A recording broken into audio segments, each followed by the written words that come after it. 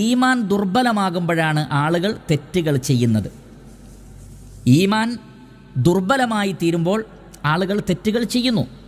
അതുകൊണ്ടാണല്ലോ സ്വഹീഹായ ഒരു ഹദീസിൽ നമുക്ക് കാണാം നബി സല്ലല്ലാഹു അലൈഹി വസല്ലം പറഞ്ഞത്, ലാ യസ്നി അസ്സാനി ഹീന യസ്നി വഹുവ മുഅ്മിൻ.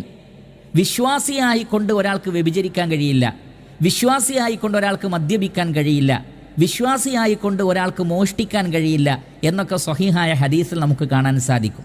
കാരണം ശരിയായ ഈമാൻ ഹൃദയത്തിൽ ഉറച്ചു നിൽക്കുന്ന സന്ദർഭത്തിൽ തിന്മകളിലേക്ക് പ്രേരണ ഉണ്ടാവുകയില്ല. ഉണ്ടായാൽ തന്നെ അതിനെ ബ്ലോക്ക് ചെയ്യാനുള്ള കരുത്ത് ആ വ്യക്തിക്കുണ്ടാകും. അതാണ് നബി സല്ലല്ലാഹു അലൈഹി വസല്ലം പറയുന്നത്, ഒരാൾ വ്യഭിചരിക്കുമ്പോൾ അയാളുടെ ഈമാൻ തലക്ക് മുകളിലേക്ക് ഉയർന്നു പോകുന്നു. അയാൾ അതിൽ നിന്ന് പിന്മാറുമ്പോഴാണ് അത് വീണ്ടും തിരിച്ചു വരുന്നത്. കാരണം ഈമാൻ ഹൃദയത്തിൽ അടിയുറച്ചു നിൽക്കുന്ന സന്ദർഭത്തിൽ വൻ പാപങ്ങൾ ചെയ്യുക സാധ്യമല്ല.